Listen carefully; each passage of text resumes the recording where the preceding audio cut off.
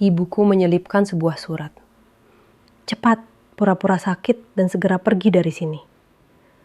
Aku menatapnya bingung, dan ibuku mengangguk panik. Aku syok tak percaya saat tahu. Ternyata selama ini suami dan ibu mertuaku. Sebelum ceritanya dimulai, silahkan tulis di kolom komentar dari daerah mana saja teman-teman yang menonton cerita ini. Jangan lupa like dan subscribe agar channel Cerita Balas Diam ini bisa semakin berkembang dan bisa mempersembahkan cerita yang lebih menarik lagi. Perjalanan menuju rumah Ibu Hayati selalu terasa seperti perjalanan menuju persidangan. Monik merapikan tepi hijabnya yang berwarna krem, mencoba meredakan debaran di dadanya. Di sebelahnya, Rian memegang kemudi dengan cengkraman terlalu erat. Pria yang biasanya penuh senyum dan tawa itu, malam ini diam 1000 bahasa. Rahangnya mengeras, dan pelipisnya berkilat oleh keringat tipis meski pendingin mobil menyala penuh. "Kamu baik-baik saja, Mas?" tanya Monik lembut. Rian tersentak, seolah baru sadar Monik ada di sebelahnya. "Ya, tentu, hanya lelah," jawabnya singkat, terlalu singkat. Matanya tidak beralih dari jalanan di depan. Monik menghela napas. Sejak menikah dengan Rian 6 bulan lalu, dia merasa seperti berjalan di atas hamparan kaca. Dia mencintai Rian, atau setidaknya dia mencintai sosok Rian yang dia kenal saat mereka berpacaran. Sosok yang hangat, yang menghargai kesederhanaannya, yang berjanji akan melindunginya dari dunia. Tapi sosok itu perlahan menghilang setiap kali mereka melintasi gerbang rumah ibunya. Di hadapan Ibu Hayati, Rian menjadi patung lilin yang penurut. Rumah Ibu Hayati menjulang di depan mereka.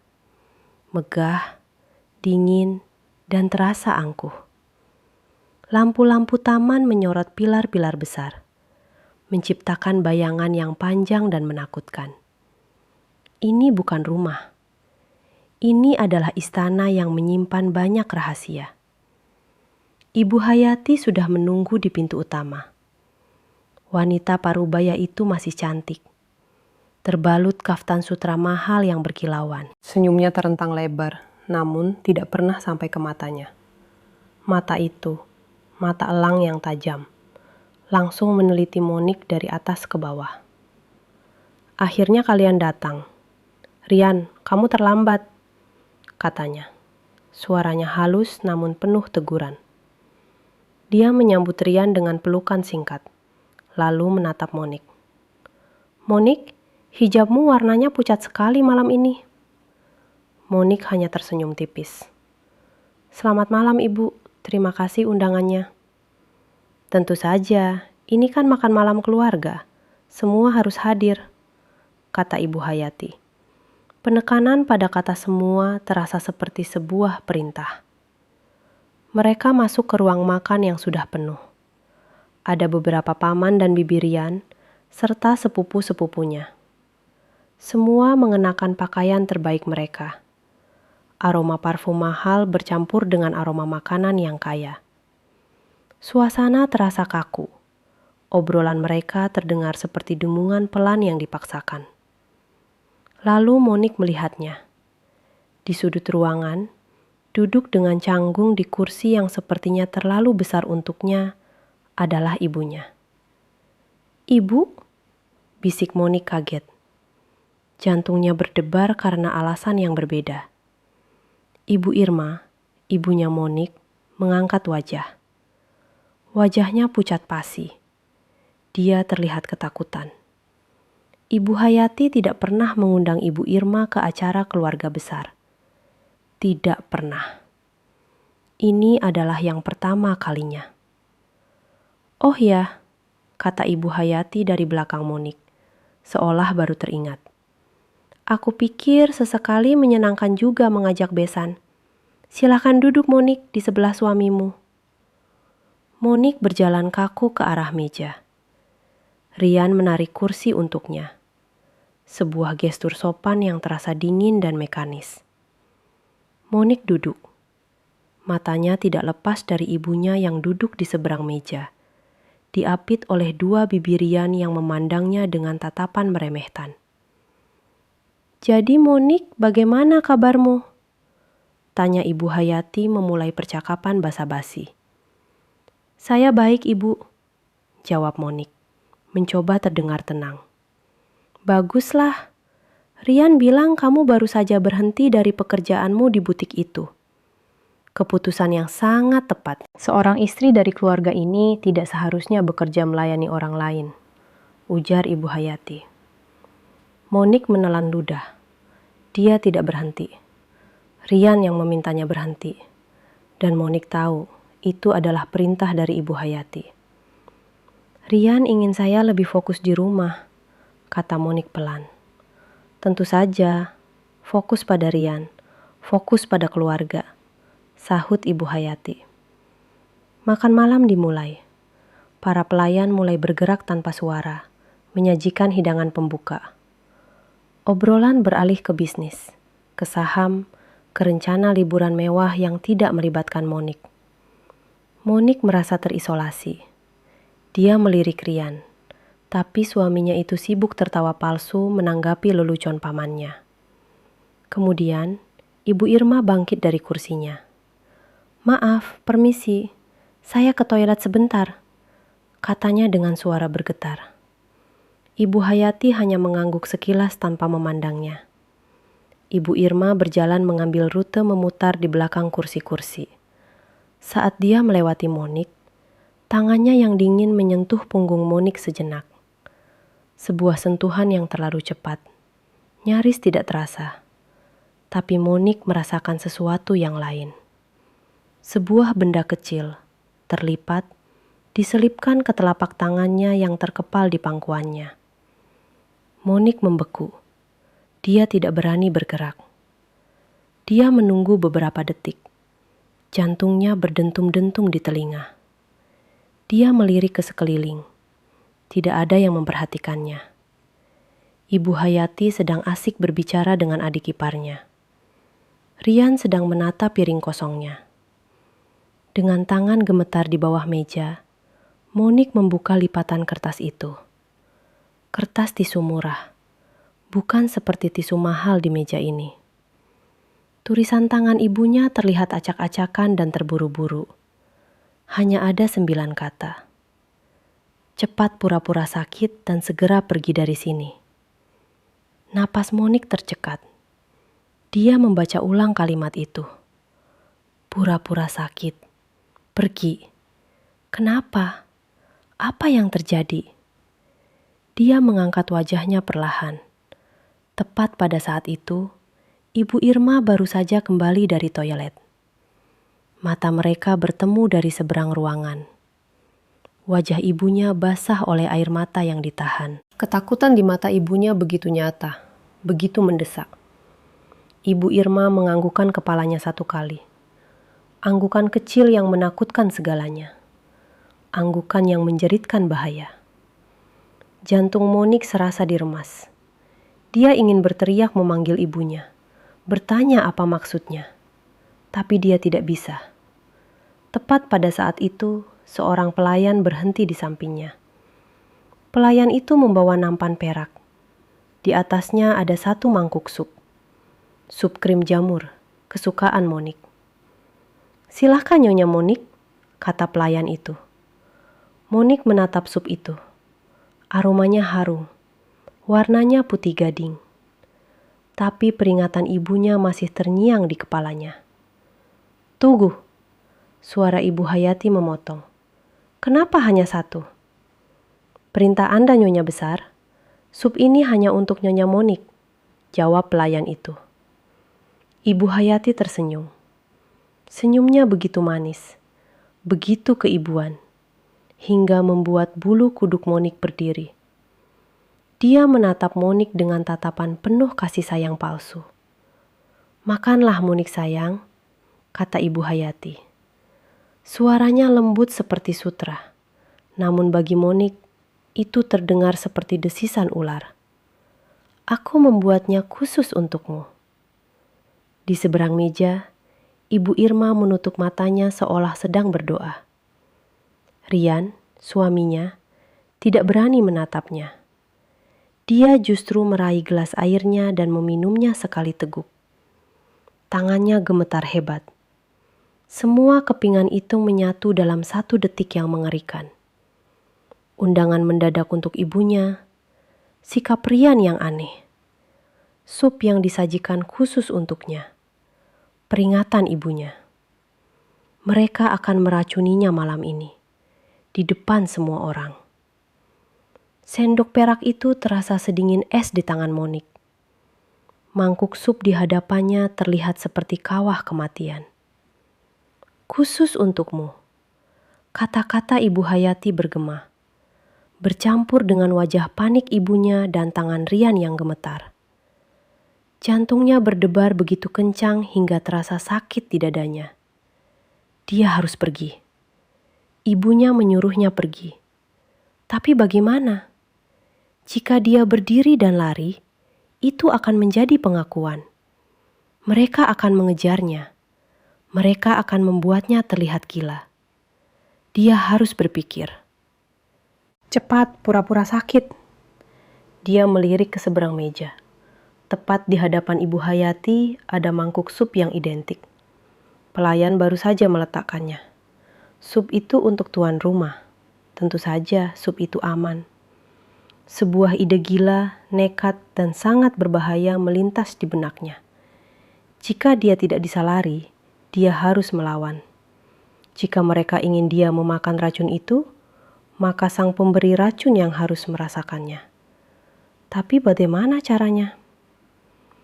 Mata Ibu Hayati tertuju padanya, menunggu. Mata Rian menatap piringnya, tapi Monik tahu suaminya itu mengawasinya. Kenapa diam, Monik? Tanya Ibu Hayati, senyumnya masih belum luntur. Kamu tidak suka sup buatanku, padahal ini kesukaanmu. Tidak, Ibu, saya hanya sedikit pusing, kata Monik, suaranya dibuat bergetar. Pusing? Mungkin kamu hanya lapar, makanlah, desak Ibu Hayati. Monik harus menciptakan pengalihan. Sesuatu yang cukup besar untuk membuat semua orang berpaling walau hanya sedetik. Dia melirik suaminya. Rian adalah kuncinya. Dia terlihat sama gugupnya dengan Monik, tapi karena alasan yang berbeda. Mas Rian, panggil Monik. Suaranya kini terdengar lemah. Dia sengaja menyentuh pelipisnya dan memejamkan mata sejenak. Kepalaku pusing sekali, rasanya berputar. Rian mengangkat wajah. Kasih, kamu kenapa? Tanyanya. Ada nada kesal dalam suaranya, seolah Monik merusak rencananya. Tidak tahu, mungkin masuk angin. Tolong ambilkan aku minum di meja bufet itu, yang hangat, teh jahe mungkin, pinta Monik.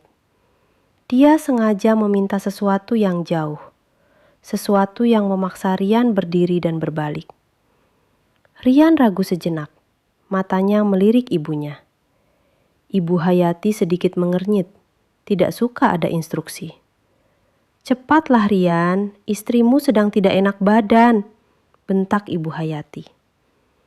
Rian segera bangkit. Baik Bu, aku ambilkan. Dia berbalik dan berjalan menuju meja bufet di ujung ruangan. Ini adalah kesempatannya. Tapi Ibu Hayati masih mengawasinya. Monik butuh pengalihan kedua. Dia melihat ke samping, ke arah sepupu Rian yang sedang asik bermain ponsel di bawah meja. Ya ampun, seru Monik tiba-tiba, menunjuk ke lantai di sebelah sepupu itu. Itu kecoa! Sepupu perempuan itu menjerit melengking. Dia melompat dari kursinya, membuat keributan. Mana? Semua orang di meja, termasuk Ibu Hayati, refleks menoleh ke arah sumber keributan. Mereka mencari-cari serangga yang sebenarnya tidak ada. 1 detik, 2 detik. Hanya itu yang Monik butuhkan. Dengan gerakan secepat kilat, Tangannya yang terbungkus gamis panjangnya bergerak. Dia meraih mangkuk khusus di depannya, mengangkatnya sedikit, dan menggesernya ke seberang meja. Bersamaan dengan itu, dia menarik mangkuk milik Ibu Hayati ke tempatnya. Selesai. Pertukaran itu terjadi dalam keheningan yang sempurna. Suara denting perak tertutup oleh jeritan sang sepupu. "Tidak ada apa-apa, dasar penakut," omel seorang paman. Ibu Hayati mendecakkan lidahnya kesal. Sudah, duduk kembali. Hanya serangga saja diributkan." Dia kembali menatap Monik, yang kini menunduk berpura-pura memijat pelipisnya. Rian kembali dengan secangkir teh jahe. "Ini," katanya, meletakkannya dengan agak kasar di sebelah Monik. "Terima kasih, Mas," bisik Monik. "Sekarang mari kita lanjutkan makan malamnya," kata Ibu Hayati, nadanya kembali tenang. Dia mengambil sendoknya. Seluruh tubuh Monik menegang. Dia tidak bernapas. Dia hanya menonton. Ibu Hayati menyendok sup di hadapannya. Sup yang seharusnya diminum oleh Monik. Sup yang berisi racun. Wanita itu membawanya ke mulut, memejamkan mata sejenak untuk menikmati rasanya. "Ah, sempurna," gumamnya. Dia menyendok lagi. Rian mulai memakan makanannya sendiri. Terlihat sedikit lebih tenang karena mengira Monik sudah terjebak. Ibu Irma di seberang meja menatap Monik dengan cemas. Tidak mengerti apa yang baru saja terjadi. 1 menit berlalu. Obrolan kembali mengalir. 2 menit. Ibu Hayati tertawa mendengar lelucon pamannya. 3 menit. Monik mencengkeram cangkir teh jahe. Tangannya sedingin es. Apakah dia salah? Apakah ibunya salah? Apakah sup itu aman? 4 menit. Tawa Ibu Hayati tiba-tiba berhenti. Dia terbatuk. Batuk kecil yang kering. "Kamu tidak apa-apa, Ibu?" tanya Rian. Ibu Hayati mengangkat tangannya, memberi isyarat dia baik-baik saja. Tapi matanya mulai menyipit. Dia menatap mangkuk supnya dengan bingung. Dia menyentuh lehernya. "Rasanya aneh," bisiknya. Dia terbatuk lagi. Kali ini lebih keras. "Ibu?" panggil Rian. Mulai panik. 5 menit. Ibu Hayati tiba-tiba terkesiap. Matanya melotot. Dia seperti ikan yang kehabisan udara. Tangannya mencengkeram tepi meja. Wajahnya yang terawat itu mulai membiru. Dia menatap Monik. Di mata itu, Monik melihat ketakutan, kebingungan, dan sepersekian detik kemudian, pemahaman yang mengerikan. Dia tahu sup itu telah ditukar. Ibu Hayati mencoba berteriak. Dia mencoba menunjuk Monik. Tapi yang keluar dari mulutnya hanyalah suara gelembung yang mengerikan. Dia mencakar-cakar lehernya sendiri, berusaha bernapas. "Ibu! Ibu!" Rian menjerit, melompat dari kursinya. Dengan satu kejang hebat, Ibu Hayati mendorong tubuhnya ke belakang. Kursinya terbalik. Tubuhnya jatuh menghantam lantai marmer dengan bunyi debuk yang keras. Dia kejang-kejang. Busa putih keluar dari mulutnya. Ruangan itu meledak dalam kekacauan. Para wanita menjerit. Para pria berteriak. "Panggil ambulans! Cepat! Apa yang terjadi? Dia keracunan!" Di tengah semua kepanikan itu, Rian berdiri mematung di samping ibunya yang sekarat. Dia tidak memanggil ambulans. Dia tidak berusaha menolong. Dia perlahan mengangkat kepalanya, melewati kengerian di wajah para kerabatnya, dan menatap lurus ke arah Monik. Monik masih duduk di kursinya. memegang cangkir teh jahe dengan kedua tangan. Tatapan mata Rian bukanlah tatapan seorang anak yang kehilangan ibunya. Bukan kesedihan, bukan kepanikan. Itu adalah kemarahan yang murni dan tak terbayangkan. Itu adalah tatapan seorang pemburu yang mangsanya baru saja berbalik dan menggigitnya. Dia tahu. Dalam sekejap, dia tahu apa yang telah Monik lakukan. Dia tahu bahwa Suk itu seharusnya untuk Monik, dan Monik baru saja membunuh ibunya dengan jebakan mereka sendiri. Jeritan memenuhi ruangan. Suara Rian yang memanggil ibunya berubah menjadi raungan putus asa. Beberapa kerabat mencoba memberi napas buatan pada Ibu Hayati, tapi tubuh wanita itu sudah lemah tak berdaya. Matanya yang tadi melotot ngeri, kini menatap kosong ke langit-langit berukir. Monik masih terpaku di kursinya. Dunia di sekelilingnya berputar dalam gerakan lambat. Dia melihat segalanya seolah dari balik kaca tebal. Dia melihat suaminya, Rian, yang kini berlutut di samping ibunya. Tangannya terkepal di sisinya. Dia melihat para pelayan berlarian panik. Dia melihat sup di depannya. Sup milik Ibu Hayati. Sup yang aman. Tiba-tiba sebuah cengkeraman kuat menarik lengannya. "Monik, ayo!" Itu suara ibunya. Ibu Irma sudah berdiri di sampingnya. Wajahnya tegang penuh tekad. Dia tidak lagi terlihat ketakutan. Dia terlihat marah. "Ibu, tapi..." Monik tidak bisa bergerak. Kakinya terasa seperti tertanam di lantai. "Tidak ada tapi. Kita harus pergi. Sekarang." Ibu Irma menariknya dengan paksa. Cangkir teh jahe di tangan Monik terlepas. Jatuh ke lantai dan pecah berkeping-keping. Namun suaranya tenggelam dalam kekacauan. Ibu Irma menarik Monik melewati para tamu yang berkerumun di sekitar tubuh Ibu Hayati. Tidak ada yang memperhatikan mereka. Semua mata tertuju pada tragedi di tengah ruangan. "Monik!" Teriakan itu menghentikan langkah mereka tepat di ambang pintu ruang makan. Itu suara Rian. Monik berbalik. Suaminya berdiri. Wajahnya basah oleh air mata.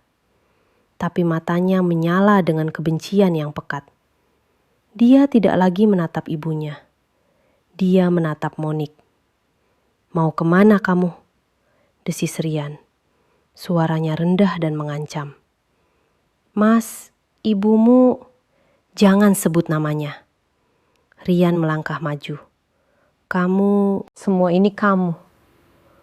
"Rian, jangan gila. Ibumu keracunan." Teriak seorang paman mencoba menenangkannya. "Dia tahu." Rian menunjuk Monik. "Dia tahu. Seharusnya dia yang mati, bukan ibuku." Pengakuan itu terlontar begitu saja. Ruangan itu mendadak hening. Jeritan tangis berhenti. Semua orang menatap Rian, lalu ke Monik. Dalam sekejap, tuduhan itu menggantung di udara.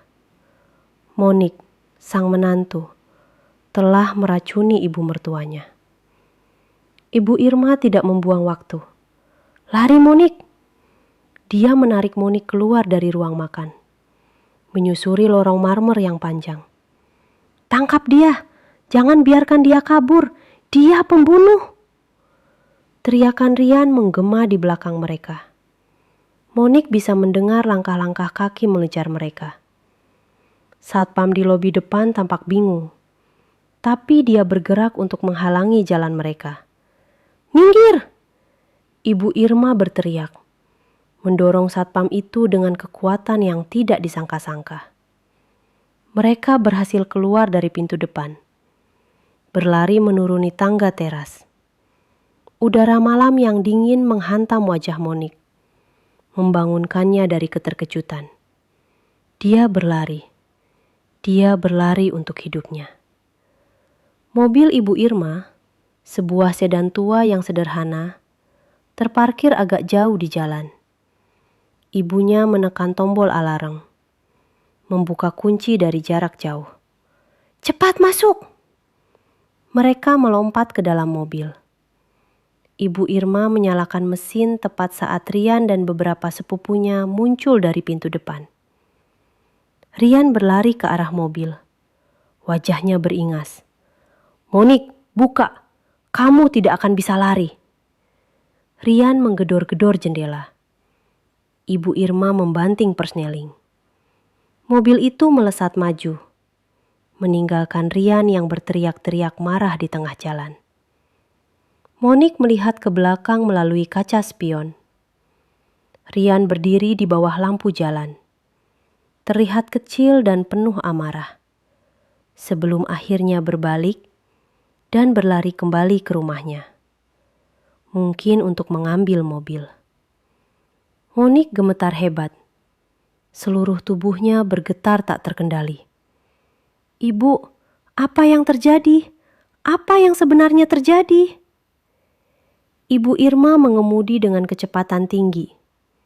Matanya awas menatap jalanan yang gelap. "Mereka mencoba membunuhmu, Monik. Suamimu dan ibu mertuamu. Aku tahu sub itu. Tapi kenapa? Kenapa mereka? Kenapa Mas Rian?" Air mata akhirnya tumpah. Bukan air mata duka untuk Ibu Hayati, tapi air mata pengkhianatan yang menghancurkan hatinya. Pria yang dia cintai, pria yang berjanji akan menjaganya, baru saja mencoba membunuhnya. "Uang, Monik. Selalu soal uang," kata Ibu Irma getir. "Aku sudah curiga sejak lama. Sejak Ibu Hayatimu itu memaksamu menandatangani begitu banyak dokumen asuransi setelah kalian menikah. Aku sudah peringatkan kamu. Aku pikir itu wajar, Bu, untuk perlindungan." "Perlindungan siapa?" potong Ibu Irma. "Tadi aku datang lebih awal. Aku sengaja datang 1 jam sebelum jadwal. Pura-pura salah lihat undangan. Aku bilang aku akan menunggu di ruang tamu. Tapi pelayan membuat kesalahan. Dia mengantarku ke paviliun taman, mengira aku tamu lain." Ibu Irma menelan ludah.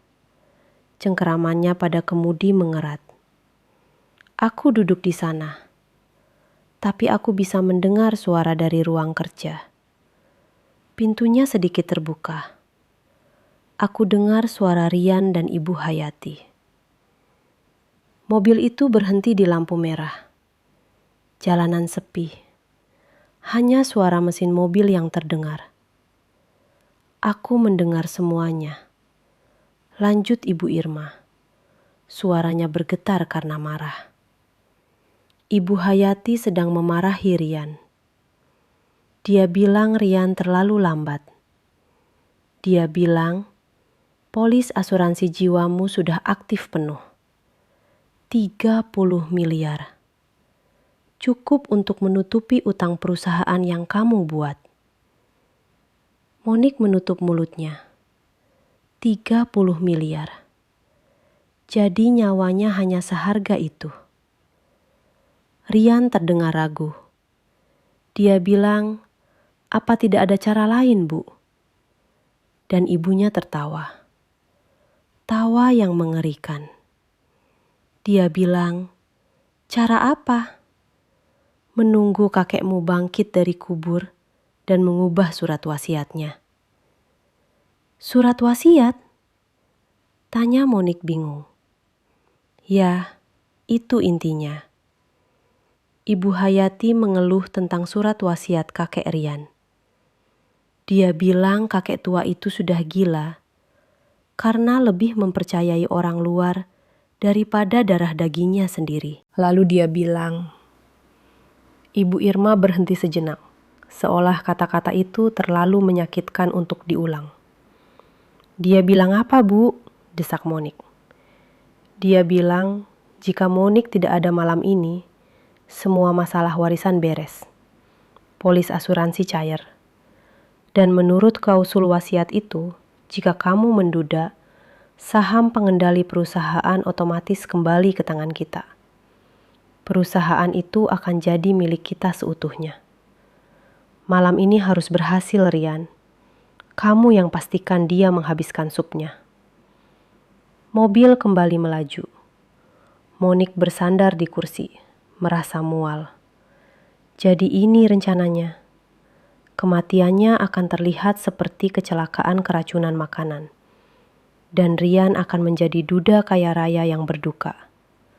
Suaminya telah setuju. Suaminya akan memastikan dia memakan racun itu. Saat itulah aku sadar, kata Ibu Irma. Aku tidak bisa menelponmu. Mereka pasti menyadap ponselmu. Aku tidak bisa pergi, jadi aku menunggu. Aku menunggu kesempatan untuk memberimu peringatan. Saat aku melihat mereka menyajikan sup itu hanya untukmu, aku tahu itulah saatnya. Ibu menyelamatkan hidupku, bisik Monik. Tentu saja sayang, aku ibumu. Mereka berkendara dalam diam untuk waktu yang lama. Ibu Irma tidak membawa mereka pulang. Dia membawa mereka ke pinggir kota, ke sebuah kompleks perumahan tua yang sederhana. Dia berhenti di depan sebuah rumah kecil yang tampak tak terurus. Rumah siapa ini? Tanya Monik. Rumah peninggalan nenekmu. Tidak ada yang tahu tempat ini.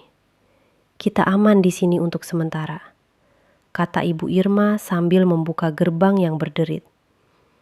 Mereka masuk ke dalam. Rumah itu berdebu tapi bersih. Ibu Irma segera mengunci pintu dan menutup semua tirai. Kita harus mematikan ponsel kita, kata Ibu Irma. Mereka bisa melacak kita. Monik baru saja akan mematikan ponselnya ketika layarnya menyala. Puluhan panggilan tak terjawab dari Rian. Lalu sebuah pesan masuk. Satu pesan yang membuat darahnya membeku. Pesan itu dari Rian.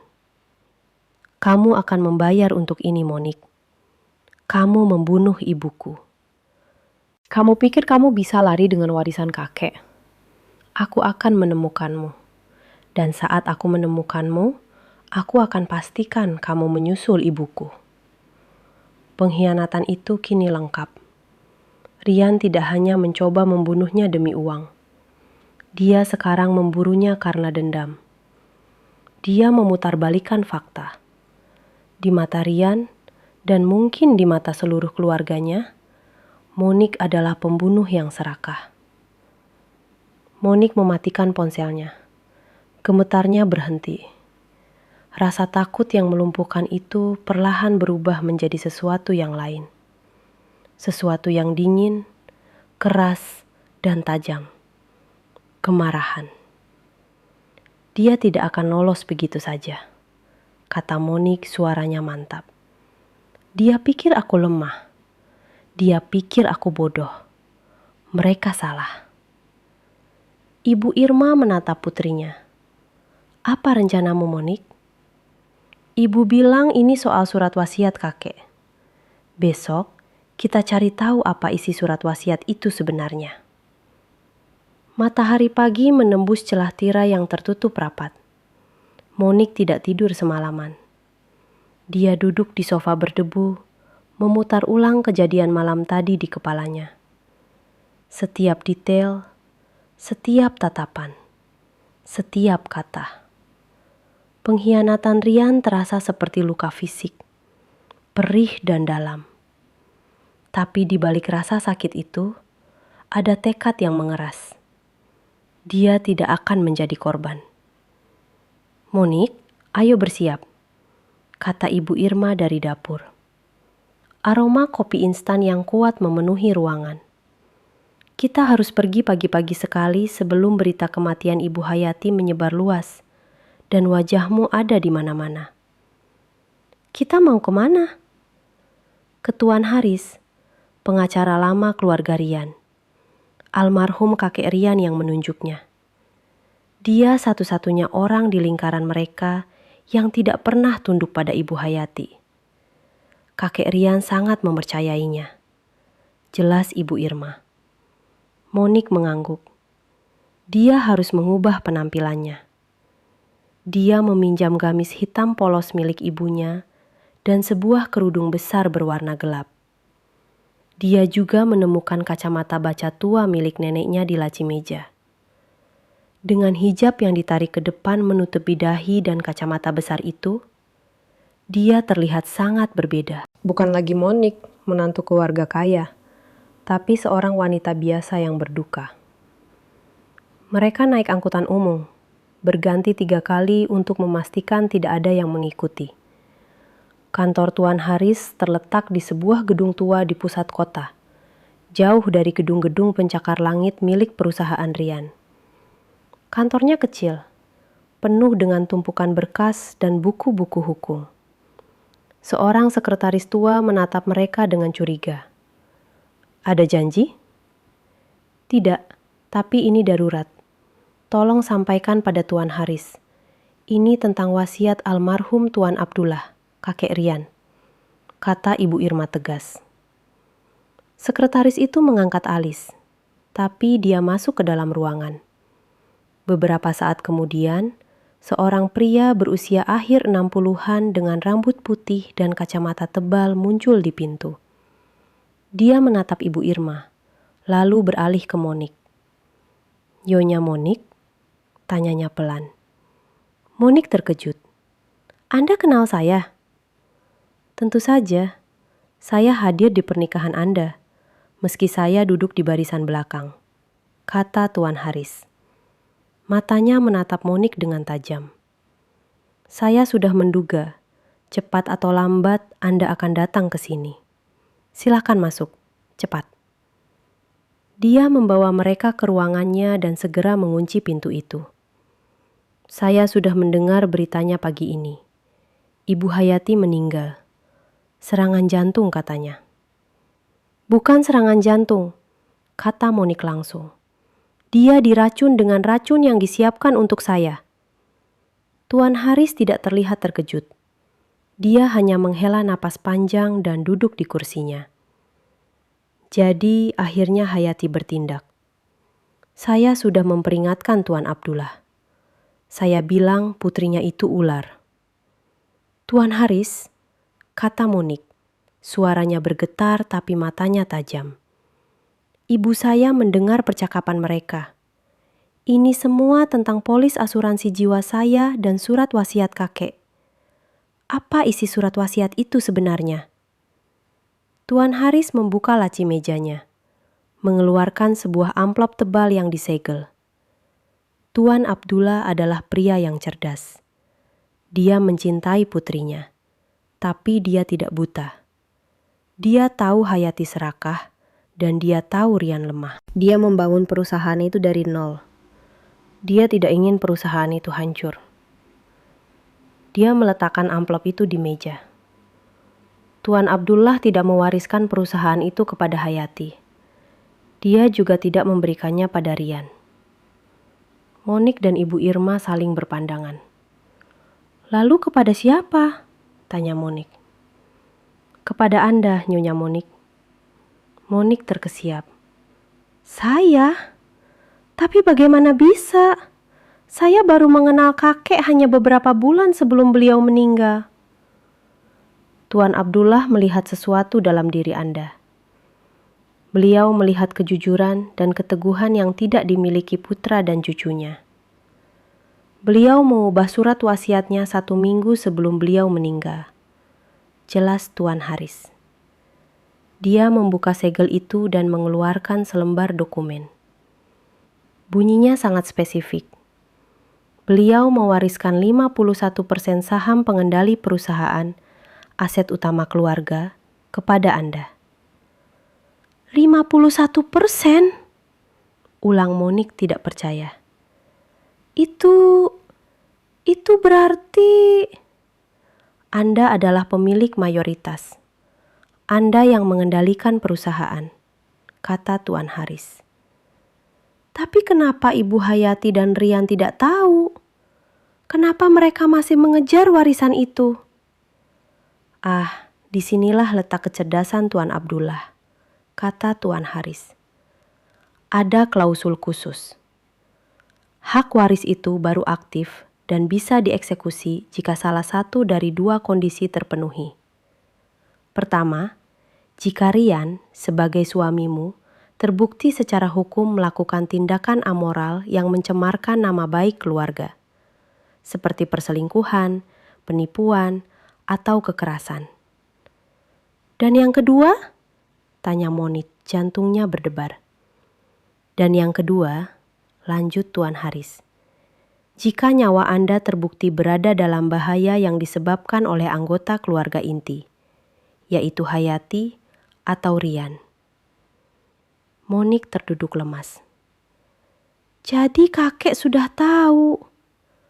Beliau curiga Hayati akan mencoba menyingkirkan Anda untuk merebut kendali. Jadi beliau membuat jebakan. Surat wasiat ini adalah polis asuransi Anda yang sebenarnya, kata Tuan Haris. Namun, ada klausul lain yang lebih gelap. Klausul yang Hayati dan Rian pegang. Apa itu? Jika Anda meninggal dunia karena sebab apapun sebelum hak waris Anda aktif, atau jika Anda dan Rian bercerai sebelum 5 tahun pernikahan, seluruh 51% saham itu otomatis jatuh ke tangan Ibu Hayati. Dan jika Hayati meninggal, jatuh ke tangan Rian. Semuanya menjadi jelas. Rencana Ibu Hayati adalah membunuh Monik. Dengan Monik meninggal, Ibu Hayati akan mendapatkan segalanya. Sekarang Ibu Hayati yang meninggal, Rianlah yang akan mendapatkan segalanya jika Monik mati.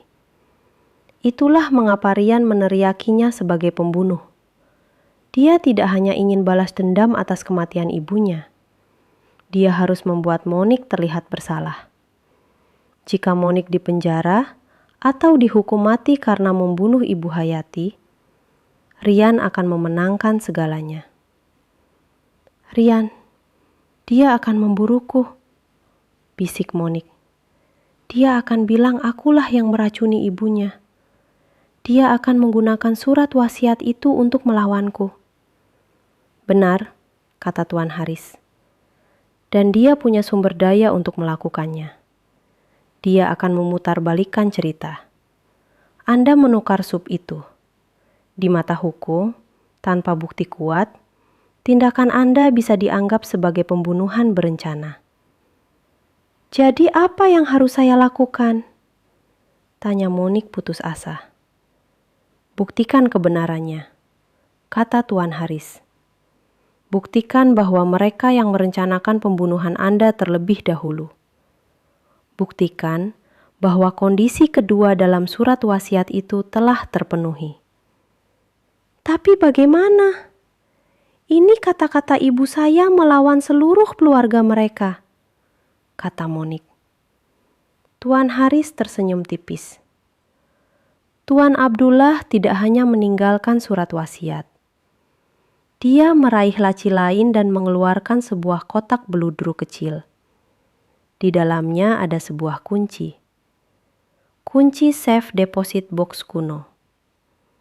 Almarhum Tuan Abdullah menitipkan ini pada saya, kata Tuan Haris menyerahkan kunci itu kepada Monik. Pesan beliau sangat jelas. Dia bilang, berikan ini pada Monik jika Hayati mulai berulah. Jangan berikan pada Rian, hanya pada Monik. Monik menatap kunci di telapak tangannya. Benda itu terasa berat, penuh dengan rahasia. Ini kunci safe deposit box di bank tua di Kota Lama, kata Tuan Haris. Nama penyewanya disamarkan. Hanya Anda yang bisa membukanya dengan surat kuasa khusus yang sudah saya siapkan atas nama Anda. Saya tidak tahu apa isinya. Tuan Abdullah hanya berkata, disitulah letak kebenarannya. Monik menggenggam kunci itu erat-erat. Ini adalah harapan. Ini adalah senjata yang ditinggalkan almarhum kakek Rian untuknya. Kita harus ke sana. Sekarang, kata Monik menatap ibunya. Polisi pasti sudah mencari Anda, Monik, kata Tuan Haris memperingatkan. Rian pasti sudah membuat laporan. Anda harus sangat berhati-hati. Saya akan berhati-hati, kata Monik. Saya tidak akan lari lagi. Saya akan melawan. Bang tua itu berdiri di sudut jalan yang ramai namun terlupakan. Bangunannya bergaya kolonial, kusam dimakan waktu. Sangat kontras dengan bank-bank modern yang mengilap yang biasa dikunjungi keluarga Rian. Tuan Haris telah memberi mereka petunjuk rinci, termasuk nama petugas yang harus ditemui. Monik, dengan gamis hitam dan kacamata tebalnya, berjalan menunduk menggandeng Ibu Irma. Setiap orang yang mereka lewati terasa seperti mata-mata. Di sebuah kios koran, Monik melihatnya. Wajahnya, foto pernikahannya yang tersenyum bahagia, kini terpampang di halaman depan. Judulnya provokatif. Tragedi makan malam. Menantu serakah, racuni mertua kaya raya. Jantungnya serasa menciut. Rian bergerak sangat cepat. Ceritanya sudah tersebar. Dia kini buronan nomor 1 di kota ini. Terus jalan, Monik. Jangan lihat. Bisik Ibu Irma. Suaranya tegas. Mereka memasuki lobi bank yang sepi. Udaranya berbau debu dan kayu tua. Tidak ada antrean. Hanya seorang petugas keamanan tua yang tertidur di kursinya dan seorang pria di balik meja marmer tebal. Kami ingin bertemu Tuan Basuki, kata Ibu Irma pelan. Pria itu mengangkat wajahnya, menatap mereka dari balik kacamata berbingkai tanduk. Dia mengangguk pelan seolah sudah menduga. Saya Basuki. Saya sudah menerima telepon dari Tuan Haris. Mari ikut saya. Dia tidak meminta identitas. Dia hanya mengambil sebuah kunci besar dari lacinya dan berjalan memimpin mereka menyusuri koridor redup menuju bagian belakang gedung. Mereka tiba di depan sebuah gerbang terali besi yang tebal seperti pintu penjara kuno. Tuan Basuki membukanya dengan kunci besar itu. Di baliknya ada ruang berangkas. Ratusan kotak deposit beragam ukuran memenuhi dinding dari lantai ke langit-langit. Sunyi sekali. Hanya derap langkah mereka yang menggema di lantai. Nomor 312. Gumam Tuan Basuki. Dia berhenti di depan sebuah kotak berukuran sedang. Silahkan gunakan kunci Anda. Tangan Monik gemetar hebat saat dia memasukkan kunci yang diberikan Tuan Haris ke lubangnya. Tuan Basuki memasukkan kunci masternya di lubang sebelahnya.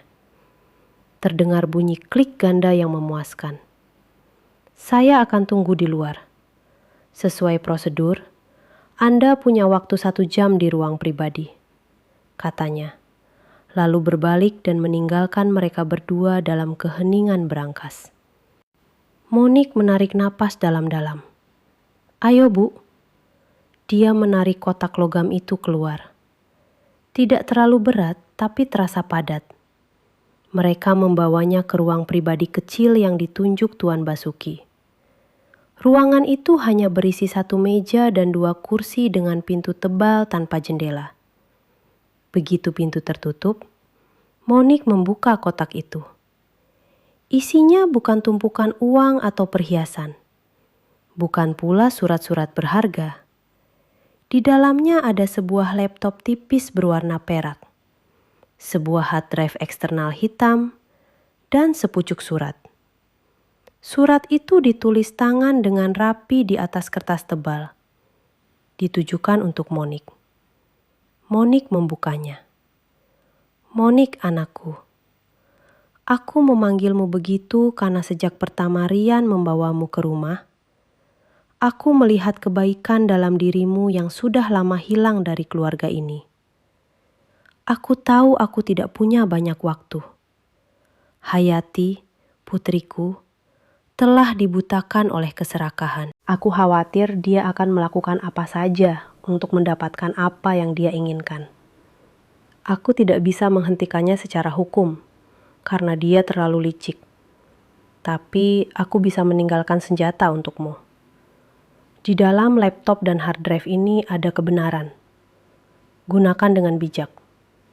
Jangan percaya siapapun, bahkan Rian. Dia anak yang baik, tapi dia lemah. Dan Hayati tahu cara memanfaatkan kelemahannya. Selamatkan perusahaanku. Selamatkan dirimu. Tertanda, Abdullah.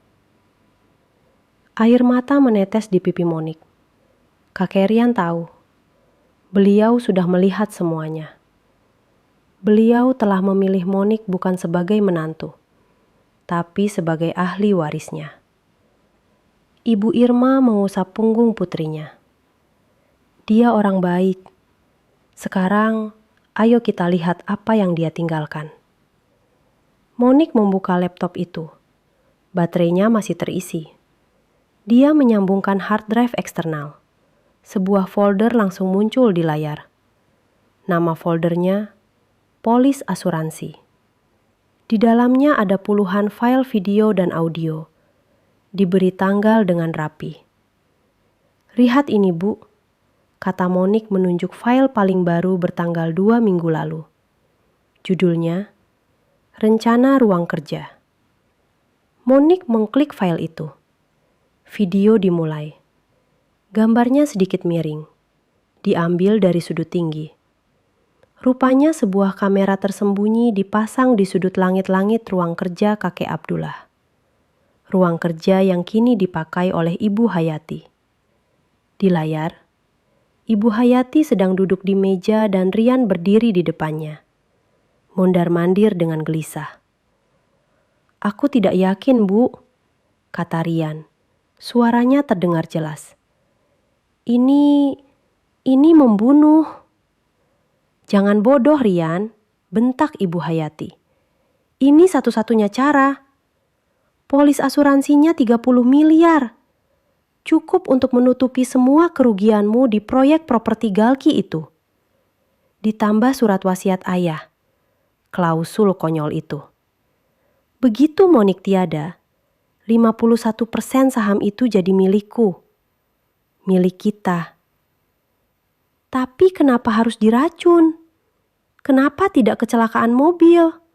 Tanya Rian. Terlalu berisiko, terlalu banyak saksi, sahut Ibu Hayati. Racun jauh lebih bersih. Arsenik, tanpa rasa, tanpa bau. Kita sajikan di sup jamur kesukaannya saat makan malam keluarga. Tidak akan ada yang curiga. Dosisnya pas, dia akan terlihat seperti keracunan makanan akut. Meninggal dalam perjalanan ke rumah sakit. Selesai. Bagaimana jika dia tidak mau makan? Itu tugasmu, Rian. Ibu Hayati berdiri, mencengkeram lengan putranya. Kamu suaminya. Pastikan dia memakan sup itu. Kamu yang akan berduka paling keras. Kamu yang akan jadi duda malang yang mewarisi segalanya. Mengerti? Rian terdiam lama. Lalu dia mengangguk pelan. Baik, Bu. Aku akan pastikan dia memakan sup itu. Laptop itu hampir terlepas dari tangan Monik. Jantungnya serasa berhenti berdetak. Ini dia. Bukti. Pengakuan penuh. Rencana pembunuhan yang detail. Ibu Irma menutup mulutnya. Matanya terbelalak nyeri. Ada lagi, bisik Monik. Tangannya menelusuri file-file lain. Dia membuka file lain bertanggal 6 bulan lalu. Tepat 1 minggu sebelum kakek Abdullah meninggal.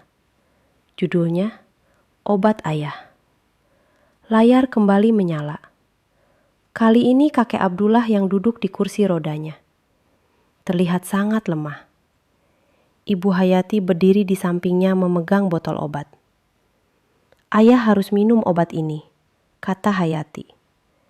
Tidak mau, kata Tuan Abdullah lemah. Yang ini membuatku mual. Jangan seperti anak kecil, Ayah. Minum. Atau Ayah mau aku memaksamu? Kamu sengaja melakukan ini, Hayati, kata Tuan Abdullah. Suaranya gemetar. Kamu ingin aku cepat pergi, kan? Supaya kamu bisa mendapatkan perusahaan itu. Ibu Hayati tertawa.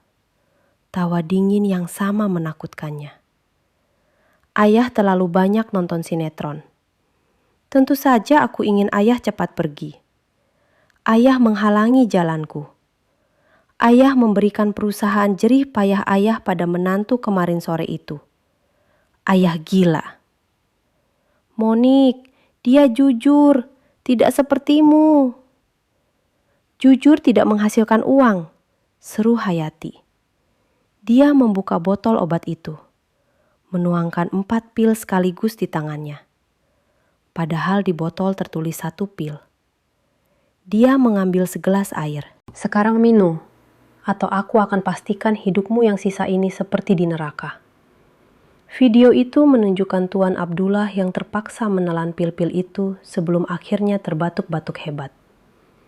Monik menutup laptop itu dengan kasar. Dia gemetar, tapi bukan karena takut. Dia gemetar karena amarah yang membara. Dia membunuh ayahnya sendiri, bisik Ibu Irma. Monster itu membunuh ayahnya sendiri. Monik mengambil napas dalam-dalam. Dia menyalin semua file dari hard drive ke laptop, lalu mencabutnya. Dia memasukkan hard drive itu ke dalam tasnya, dan laptop itu ke pelukannya. "Ayo Bu," kata Monik. Suaranya kini dingin dan mantap. "Kita sudah punya semua yang kita butuhkan." Dia menatap surat dari Tuan Abdullah. "Selamatkan perusahaanku, selamatkan dirimu." "Aku akan melakukan lebih dari itu, kakek," gumam Monik. "Aku akan merebut kembali semuanya, dan aku akan membuat mereka membayar." Mereka kembali ke rumah peninggalan nenek Monik tepat saat azan maghrib berkumandang. Rumah kecil itu terasa seperti benteng terakhir mereka. Begitu pintu dikunci dan tirai ditutup, Monik langsung menyalakan televisi tua di sudut ruangan. Dia harus tahu seberapa jauh Rian telah menyudutkannya. Berita malam baru saja dimulai. Wajah Rian langsung memenuhi layar. Bukan Rian yang beringas yang dilihat Monik di rumah itu. Ini adalah Rian yang patah hati. Dia berdiri di depan rumah megah Ibu Hayati. Matanya bengkak dan merah. Dia dirangkul oleh beberapa kerabatnya. Tampak begitu rapuh. Saya tidak tahu," kata Rian kepada wartawan. Suaranya pecah. "Ibu saya adalah wanita terbaik di dunia. Dan Monik, istri saya tidak tahu apa yang merasukinya." Seorang wartawan bertanya, "Apakah benar ini terkait masalah warisan, Tuan Rian?" Rian menggelengkan kepalanya, tampak terluka oleh pertanyaan itu. "Saya tidak peduli soal warisan. Saya hanya ingin ibu saya kembali. Dan saya ingin istri saya ingin Monik menyerahkan diri. Dia tidak stabil secara mental akhir-akhir ini. Sangat obsesi dengan uang. Saya mohon Monik, dimanapun kamu berada, pulanglah. Serahkan dirimu.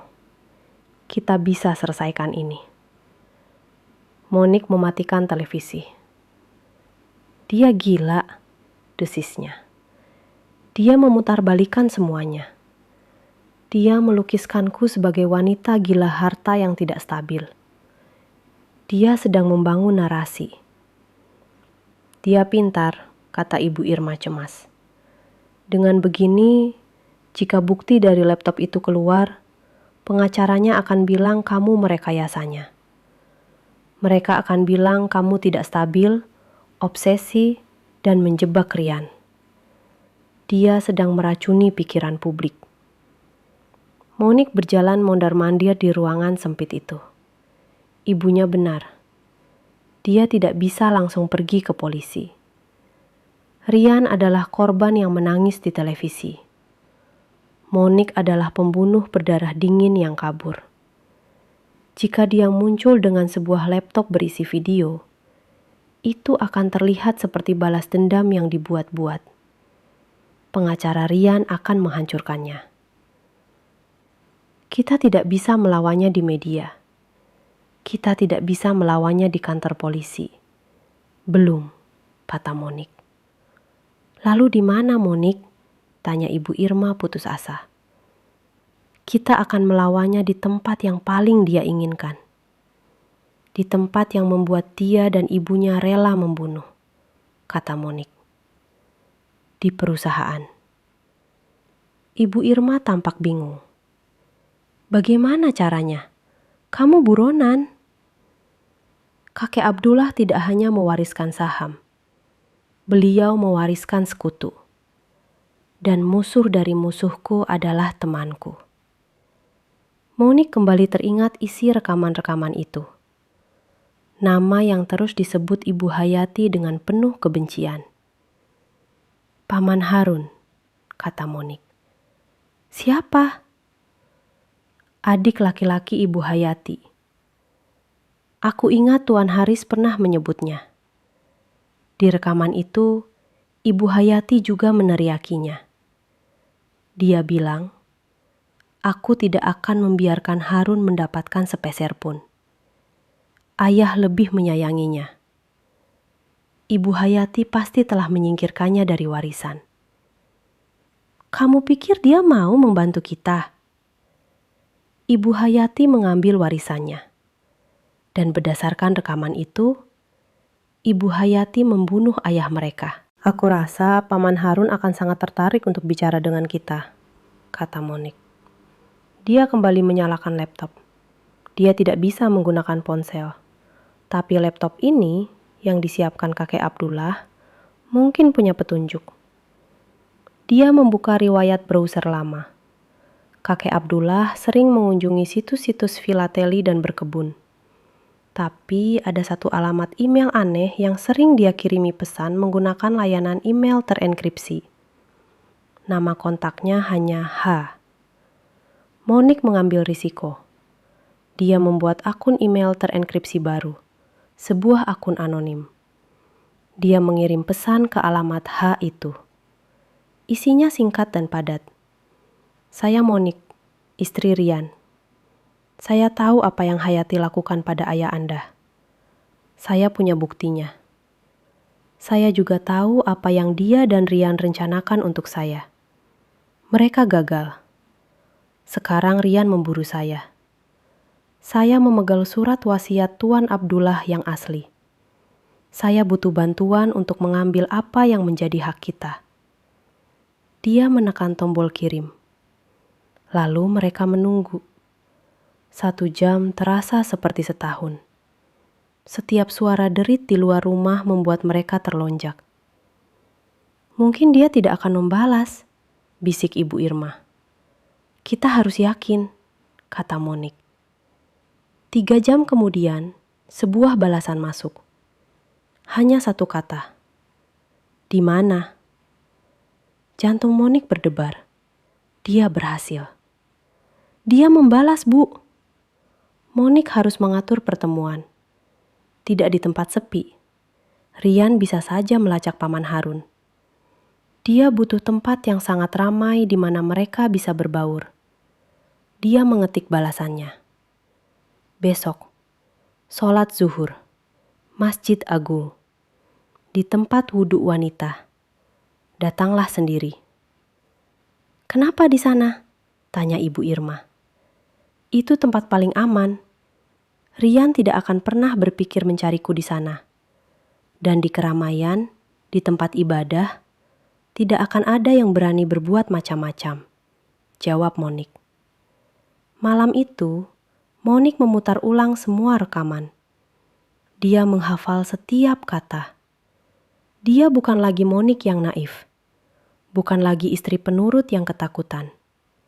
Malam itu, sambil mendengarkan rekaman kejahatan suaminya, Monik berubah menjadi ahli strategi. Keesokan harinya, Masjid Agung penuh sesak.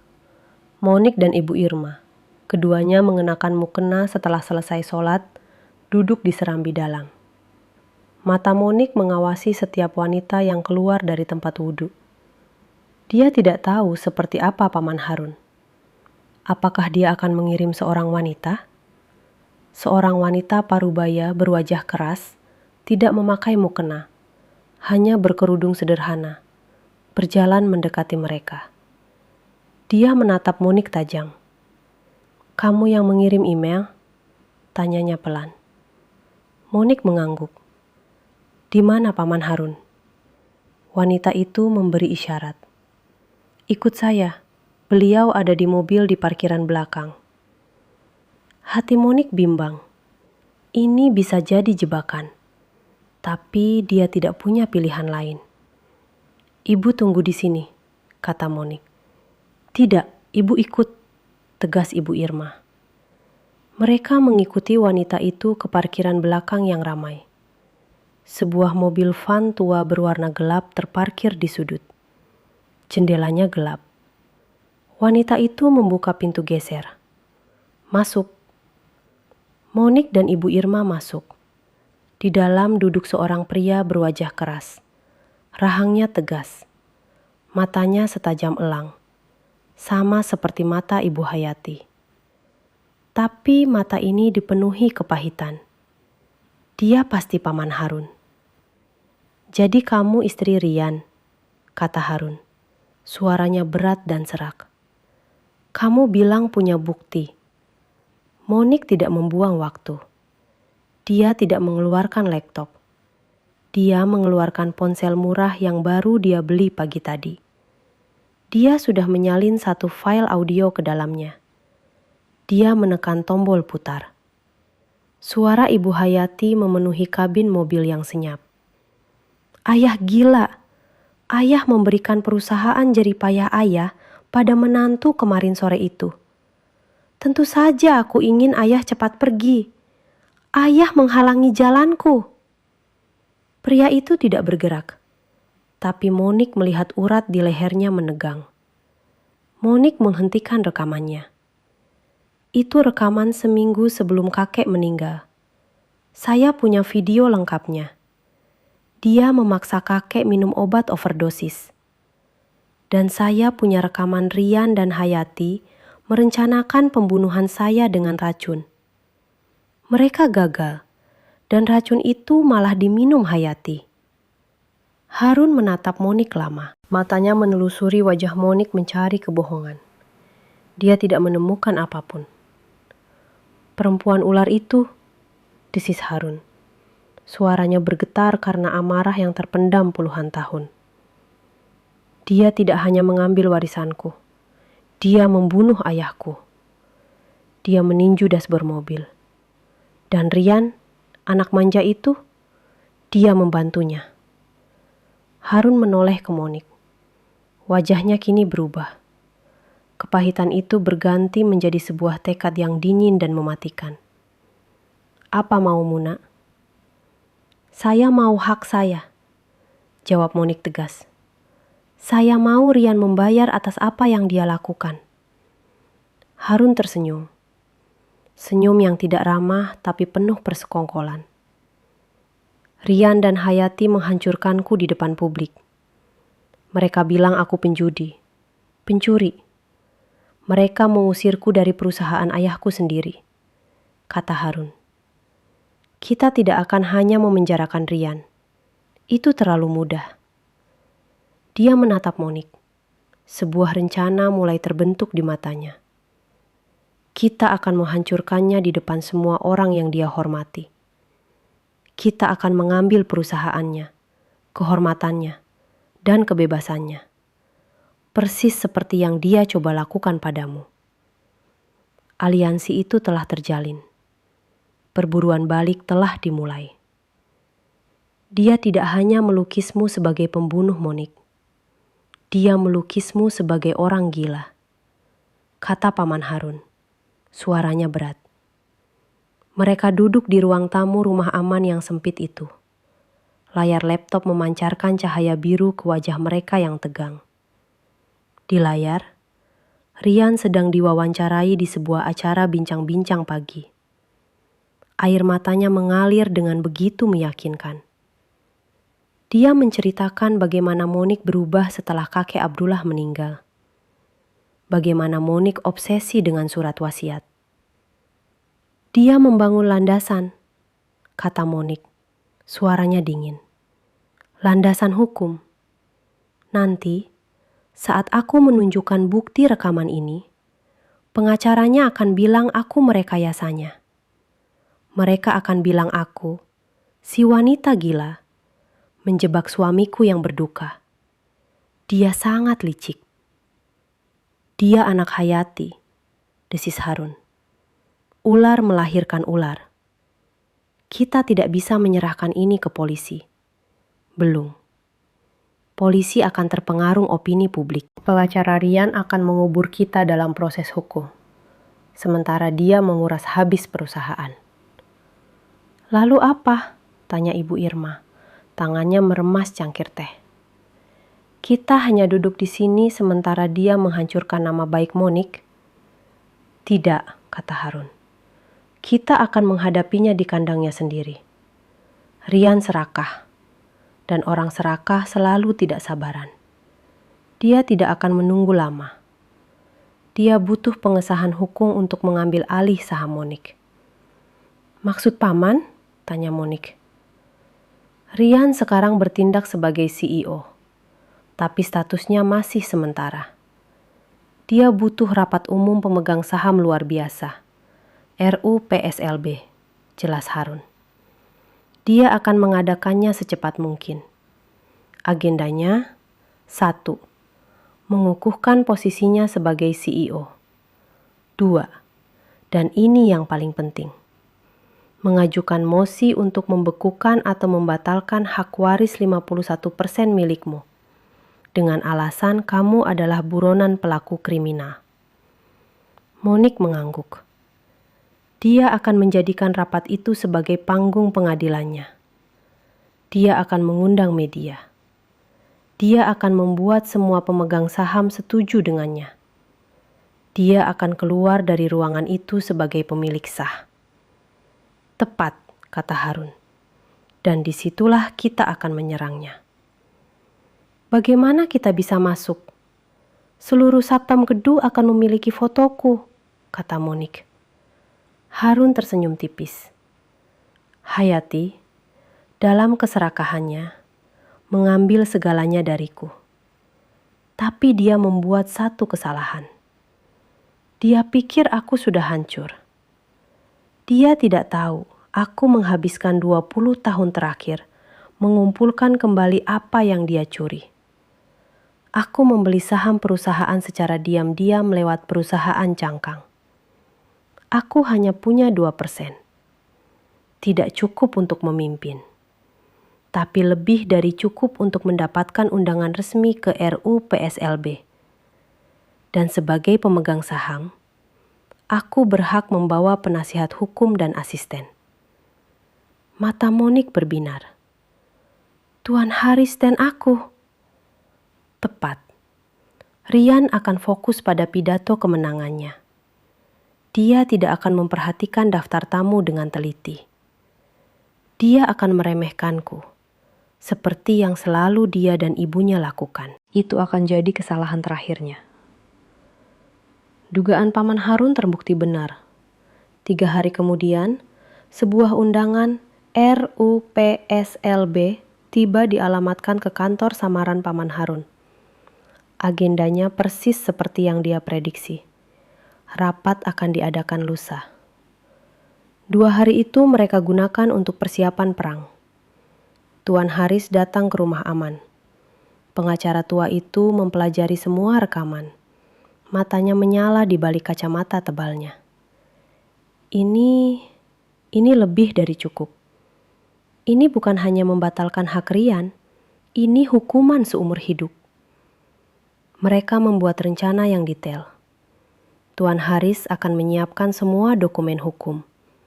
Surat wasiat asli, surat kuasa dari Monik, dan salinan bukti-bukti yang sudah disahkan. Paman Harun akan menjadi pembuka jalan. Dan Monik, dia akan menjadi eksekutor. Kamu siap untuk ini, Nak? Tanya Ibu Irma malam sebelum hari H. Dia memegang tangan putrinya. Monik sedang berdiri di depan cermin, mencoba blazer hitam formal yang dibelikan Paman Harun. Di baliknya dia mengenakan kemeja putih sederhana. Hijabnya dia tata rapi, ditarik ke belakang, menunjukkan wajahnya yang tegas. Wajahnya tidak lagi menunjukkan ketakutan. Hanya ada tekad yang dingin. "Aku siap, Bu," kata Monik. "Aku tidak akan membiarkan Mas Rian menghancurkan hidupku dan warisan kakek Abdullah. Aku melakukan ini bukan hanya untukku. Aku melakukan ini untuk kakek." Pagi itu, auditorium utama di Menara Abdullah penuh sesak. Para pemegang saham kecil, dewan direksi yang didominasi orang-orang Ibu Hayati, dan puluhan wartawan memenuhi ruangan. Di barisan depan duduk para bankir dan investor. Wajah mereka serius. Di atas panggung, Rian duduk di kursi tengah, diapit oleh pengacara perusahaannya. Sebuah foto besar Ibu Hayati dalam bingkai hitam dipajang di sisi panggung. Rian tampak persis seperti di televisi. Berduka, rapuh, namun berwibawa. Dia mengenakan setelan hitam termahalnya. Rapat dibuka. Rian maju ke podium. Lampu blitz kamera menyala bertubi-tubi. "Terima kasih atas kehadiran Anda semua." Rian memulai. Suaranya sengaja dibuat sedikit bergetar. "Kita berkumpul di hari yang kelam ini. Hari di mana kita semua kehilangan sosok pemimpin. Sosok ibu saya, Hayati." Rian berhenti, menyeka air mata yang tidak ada. Para hadirin bergumam simpati. Kepergian ibu saya begitu mendadak, begitu tragis di tangan orang yang paling dia percaya. Istri saya sendiri, Monik. Suara Rian kini berubah menjadi marah. Kemarahan yang adil. Dia dibutakan oleh keserakahan, oleh surat wasiat ayah saya yang membingungkan. Dia menginginkan segalanya, dan ketika ibu saya mencoba menasihatinya, dia meracuninya. Para pemegang saham mulai berbisik-bisik marah. Wartawan mencatat dengan cepat. Polisi sedang memburunya, tapi perusahaan tidak bisa menunggu. Lanjut Rian. "Hari ini kita di sini untuk mengambil langkah tegas. Saya, sebagai putra satu-satunya, dan sebagai orang yang paling mengerti visi ibu saya, siap untuk mengambil alih kepemimpinan. Dan agenda pertama kita adalah membatalkan hak waris si pembunuh itu." Dia mengangkat tangannya, hendak memulai mosi. Para direksi sudah mengangkat tangan siap untuk setuju. Tepat di tengah kalimatnya, pintu auditorium di bagian belakang terbuka. Bukan satu pintu, tapi dua pintu utama terbuka lebar dengan suara berdebam pelan. Semua orang menoleh. Monik masuk. Dia tidak menyelinap. Dia berjalan dengan langkah mantap. Di sebelah kanannya, Paman Harun berjalan gagah. Di sebelah kirinya, Tuan Haris berjalan tenang membawa tas kerja yang tebal. Monik mengenakan blazer hitam dan hijabnya yang rapi. Matanya lurus menatap panggung, menatap suaminya. Keheningan total melanda ruangan. Suara yang terdengar hanyalah ratusan klik kamera yang menyala bersamaan. Para wartawan berebut tempat. Keheningan itu pecah. Di atas panggung, wajah Rian membeku. Senyum dukanya luntur. Matanya membelalak. Wajahnya yang dibuat pucat karena duka, kini benar-benar pucat karena kaget dan amarah yang tak terkira. "Monik?" bisiknya. Suaranya tertangkap mikrofon. Monik, Paman Harun, dan Tuan Haris berjalan menyusuri lorong tengah. Mereka tidak berhenti di barisan belakang. Mereka terus berjalan melewati para investor yang terperangah, melewati para direksi yang kebingungan. Mereka berhenti tepat di barisan paling depan, tepat di bawah panggung. Monik mendongak, beradu mata dengan Rian. "Maaf saya terlambat," kata Monik. Suaranya tenang, jelas, dan diperkuat oleh keheningan ruangan. Ada beberapa agenda yang ingin saya tambahkan ke rapat ini. Ketenangan Monik adalah bensin yang menyulut api. Rian yang tadinya membeku kini meledak. Wajah rapuh penuh duka itu lenyap, digantikan oleh wajah beringas yang Monik ingat di malam pembunuhan itu. "Satpam! Satpam!" Rian berteriak ke mikrofon, suaranya melengking. "Tangkap dia! Tunggu apa lagi? Itu buronan! Pembunuh ibu saya ada di ruangan ini! Tangkap dia!" Dua orang satpam bertubuh besar berlari dari pintu samping, hendak menyambar lengan Monik. Para wartawan menyerbu ke depan. Kamera mereka menyala mengabadikan momen itu. "Berhenti!" Suara Tuan Haris tidak keras, tapi penuh wibawa hukum yang tak terbantahkan. Dia mengangkat satu tangan. Para satpam itu ragu-ragu. "Atas dasar apa Anda mau menangkap klien saya?" tanya Tuan Haris. "Dia buronan!" teriak Rian dari atas panggung. "Dia belum dinyatakan bersalah oleh pengadilan manapun. Dia masih berstatus saksi yang dicari," kata Tuan Haris dengan tenang. "Tapi dia tidak hadir di sini sebagai saksi. Dia hadir sebagai pemilik sah 51% saham perusahaan ini. Dan sebagai pemegang saham mayoritas, Nyonya Monik berhak penuh untuk hadir dan berbicara." Kata-kata pemegang saham mayoritas menggema di ruangan.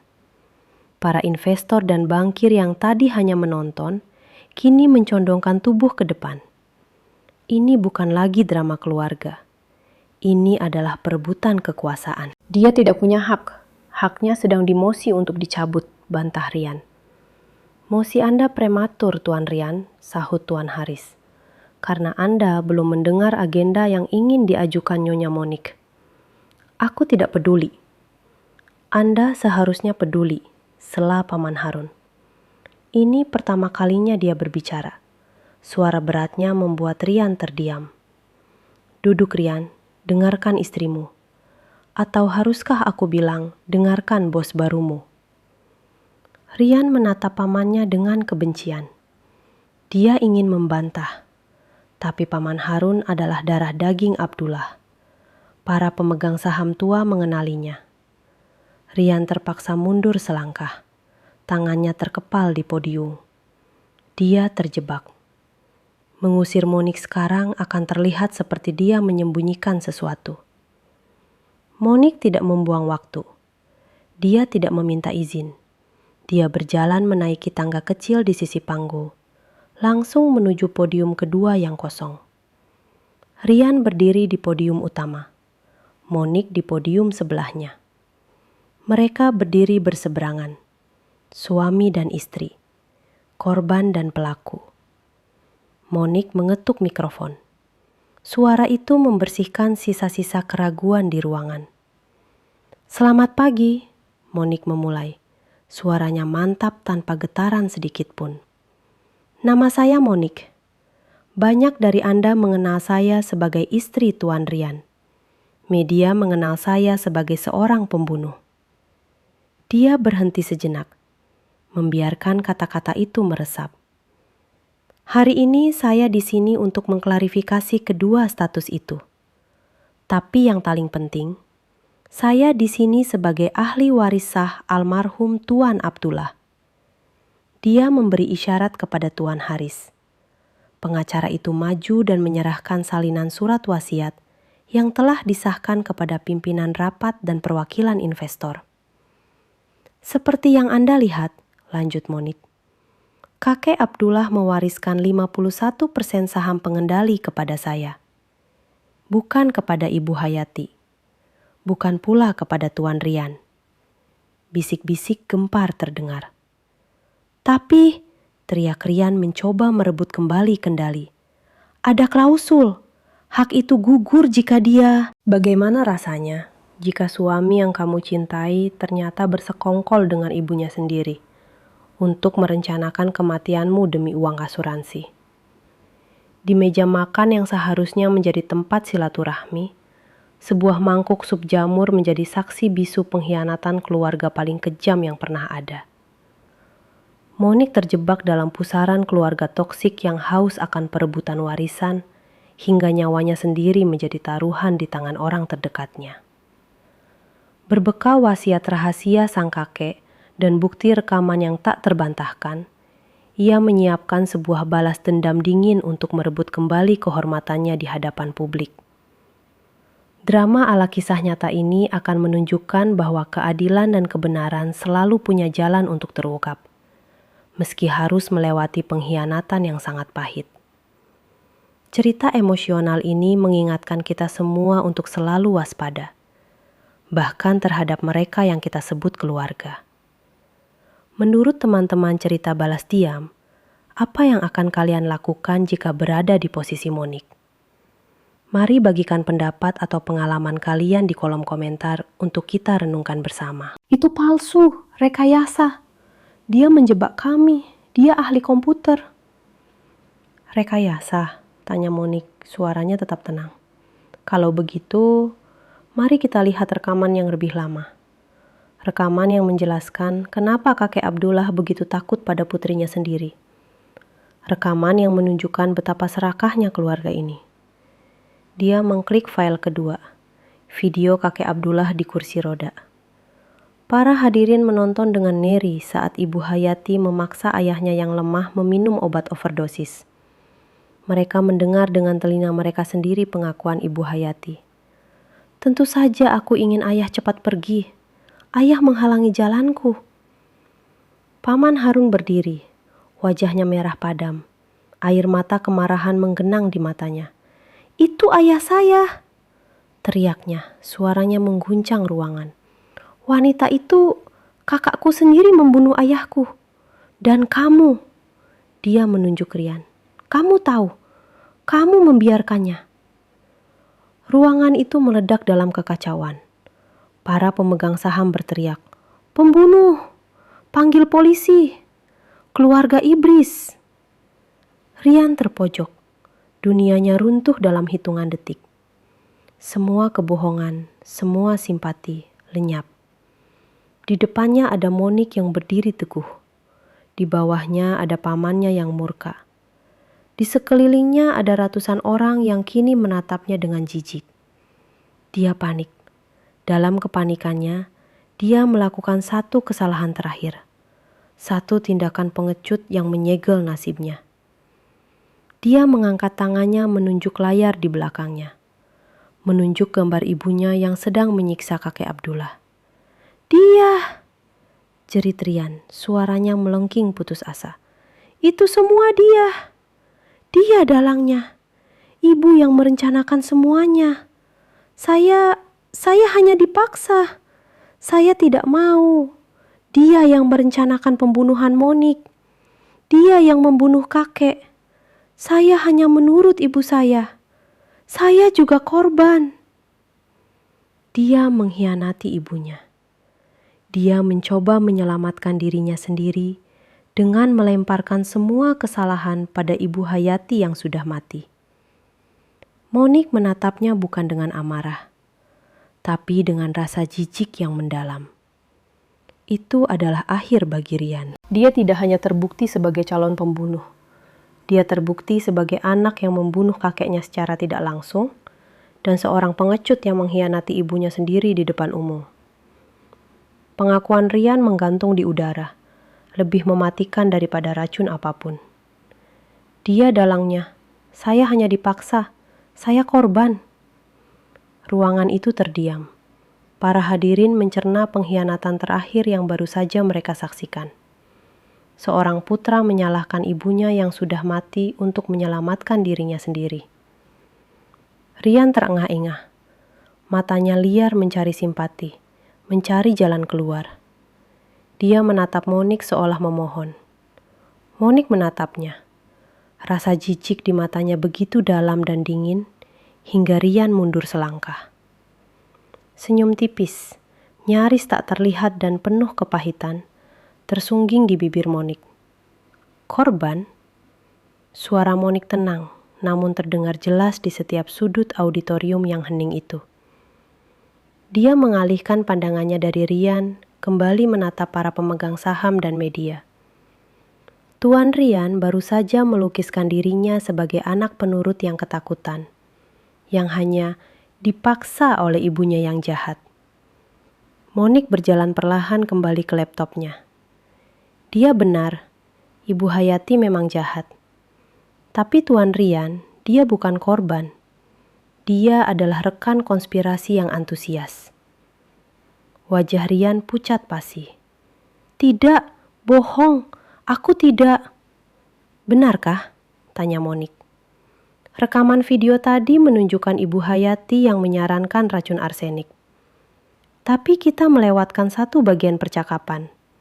Sebuah rekaman audio dari panggilan telepon mereka di hari yang berbeda saat mereka mematangkan rencana.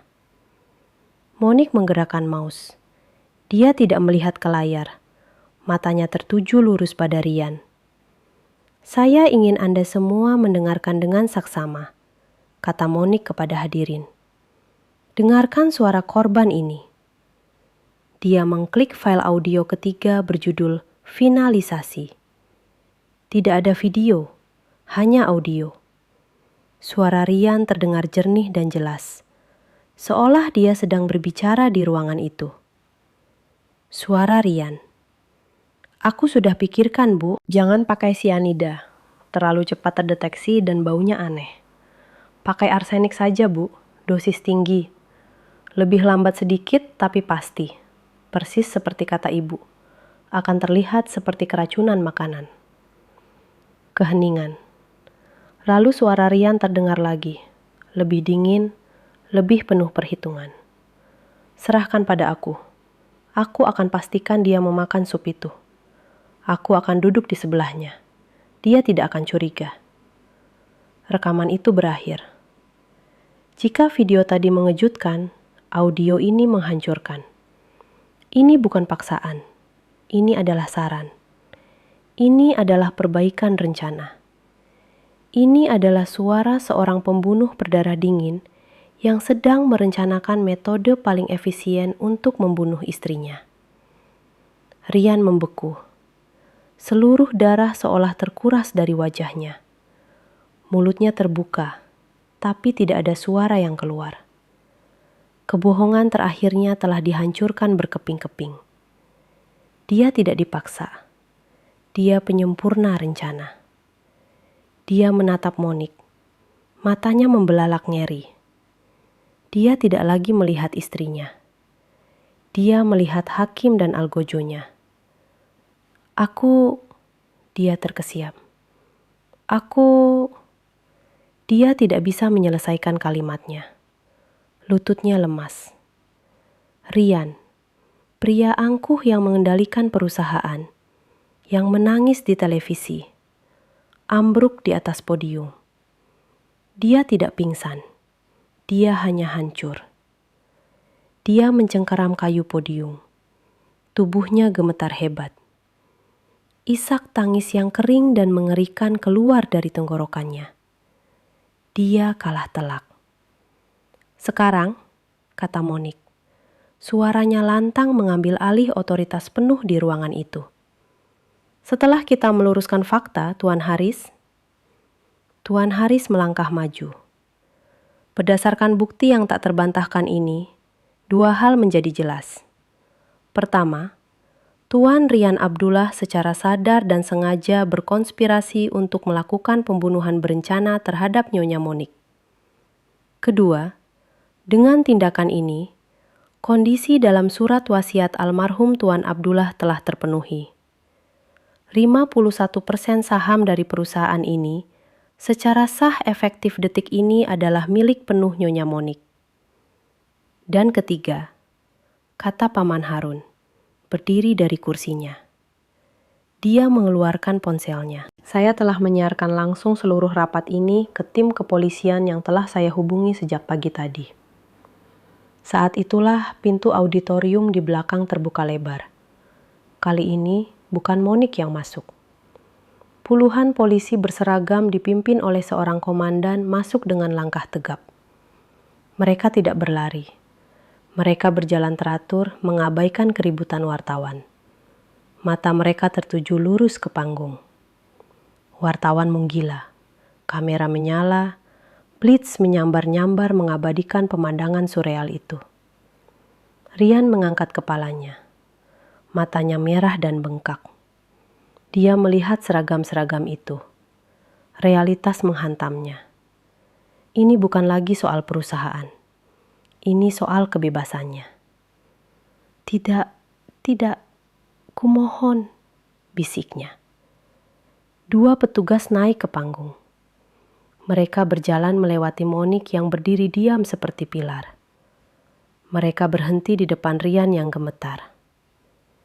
"Rian Abdullah," kata salah satu petugas dengan suara keras. "Anda ditahan atas dugaan konspirasi pembunuhan berencana terhadap Monik dan keterlibatan dalam pembunuhan Tuan Abdullah."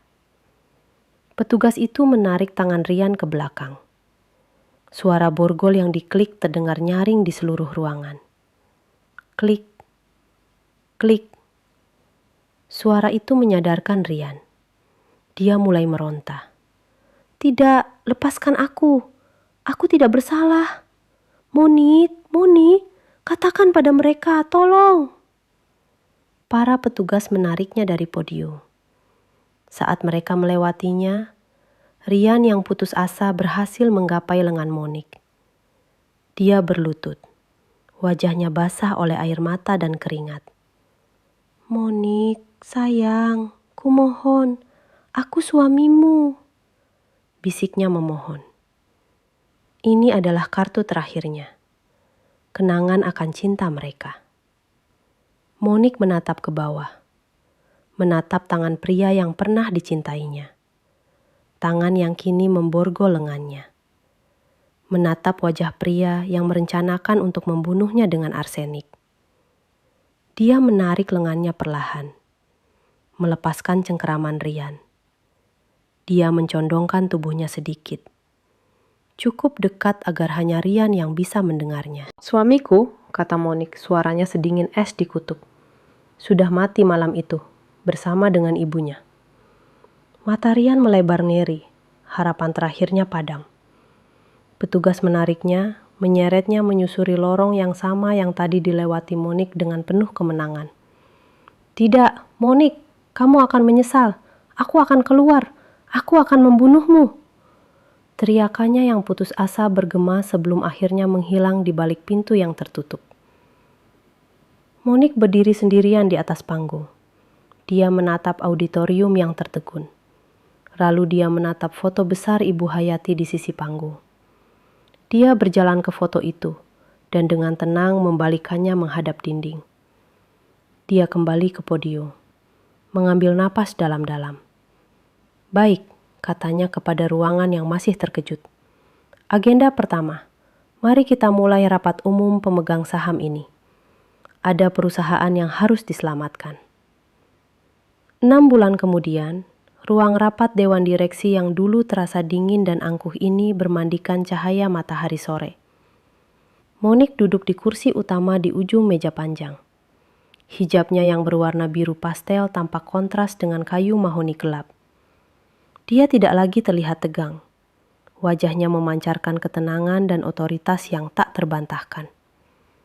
Di sisi kanannya duduk Paman Harun, kini menjabat sebagai direktur operasional. Di sisi kirinya, Ibu Irma duduk sedikit di belakang. Tidak sebagai anggota dewan, tapi sebagai penasihat pribadi dan bayangan putrinya. Dewan direksi baru yang dipilih Monik dan Harun mengelilingi meja, fokus pada layar di depan. "Seperti yang Anda lihat," kata Monik menunjuk ke sebuah grafik di layar. Dengan melunasi utang-utang fiktif yang dibuat manajemen sebelumnya dan memfokuskan kembali produksi, arus kas kita positif untuk pertama kalinya dalam 3 tahun. Perusahaan ini diselamatkan dari ambang kebangkrutan. Para anggota dewan mengangguk setuju. Ada rasa hormat yang tulus di mata mereka. Paman Harun menambahkan, "Berkat kepemimpinan Monik, kita tidak hanya selamat, kita untung. Kakek Abdullah akan bangga." Monik tersenyum tipis. "Terima kasih, Paman. Baik, rapat selesai." Saat para anggota dewan mulai membereskan berkas mereka, Sebuah televisi layar datar di sudut ruangan menyiarkan rangkuman berita siang. Seorang reporter berdiri di depan gedung pengadilan. "Putusan yang telah ditunggu-tunggu publik," kata reporter itu. Rian Abdullah divonis hukuman penjara seumur hidup. Hakim menyatakan Rian terbukti bersalah tanpa keraguan berkonspirasi membunuh istrinya, Monique, dan terbukti terlibat dalam pembunuhan sistematis ayahnya sendiri, almarhum Tuan Abdullah, yang didalangi oleh ibunya, almarhumah Ibu Hayati. Layar berganti menunjukkan rekaman dari persidangan. Rian, kini kurus, kuyu, dan berbalut seragam tahanan oranye, berteriak-teriak histeris saat putusan dibacakan sebelum akhirnya diseret keluar oleh penjaga. Wajah angkuh itu telah lenyap selamanya. Sementara itu, lanjut reporter, nama Ibu Hayati yang dulu dikenal sebagai sosialita dan pebisnis ulu akan selamanya tercatat dalam sejarah sebagai seorang pembunuh berdarah dingin. Seluruh aset pribadinya, termasuk rumah mewahnya, telah disita oleh negara untuk membayar ganti rugi. Monique mematikan televisi itu dengan remote. Ruangan itu kembali hening. Dia mendapatkan apa yang pantas dia dapatkan, kata Ibu Irma pelan. Mereka berdua, koreksi Paman Harun. Monique mengangguk. Keadilan sudah ditegakkan. Sekarang ayo kita pulang. Masih banyak pekerjaan besok. Malam itu, pemandangan di rumah yang dulu milik Ibu Hayati sangat berbeda. Rumah itu tidak lagi suram dan megah. Monique telah merenovasinya. Dinding-dinding gelap telah dicat ulang menjadi warna krem yang hangat. Perabotan berat dan angkuh telah diganti dengan yang lebih sederhana dan nyaman. Ruang makan yang dulu menjadi saksi bisu rencana pembunuhan, kini dipenuhi tawa. Monique, Ibu Irma, dan Paman Harun duduk mengelilingi meja makan. Di tengah meja ada semangkuk besar sup krim jamur. Paman Harun ragu sejenak. Monique melihatnya. "Tenang Paman," kata Monique sambil tersenyum. "Yang ini saya masak sendiri, dijamin tanpa bahan tambahan." Mereka tertawa, tawa yang tulus dan membebaskan. Mereka makan malam dengan tenang. Tidak ada intrik, tidak ada ketakutan. Hanya ada pembicaraan tentang masa depan perusahaan, tentang rencana Ibu Irma membuka toko kue, tentang kedamaian. Setelah makan selesai, Monique berdiri di dekat jendela besar menatap taman yang kini terawat rapi. Ibu Irma menghampirinya membawakan segelas jus jeruk. "Kamu berhasil, Nak," bisik Ibu Irma merangkul putrinya. "Kamu menyelamatkan nyawamu dan kamu menyelamatkan warisan kakek." Monique bersandar di bahu ibunya. Dia teringat malam itu. Teringat secari kertas di tangannya. Teringat bagaimana dia menukar mangkuk sup itu. Itu terasa seperti kehidupan orang lain. Dia mengangkat gelas jusnya. Cahaya lampu memantul di permukaannya. "Untuk kakek Abdullah," kata Monique pelan, suaranya mantap. "Dan untuk keadilan." Ibu Irma mengangkat gelasnya juga. "Untuk keadilan." Kamera perlahan menjauh dari mereka. Menjauh dari ruang makan yang hangat dan penuh cinta itu. Keluar melewati jendela, menyorot rumah yang kini damai di bawah langit malam. Menunjukkan seorang wanita yang telah berjalan melewati neraka dan keluar bukan hanya sebagai penyintas, tapi sebagai pemenang. Dia telah kehilangan seorang suami pengkhianat, tapi dia menemukan kekuatannya, keluarganya, dan takdirnya sendiri. Sementara jauh di dalam penjara berdinding beton, Rian Abdullah duduk sendirian di selnya yang gelap, memakan nasi dingin. Dia telah kehilangan segalanya, hartanya, kebebasannya, dan jiwanya. Karma telah terbayar lunas.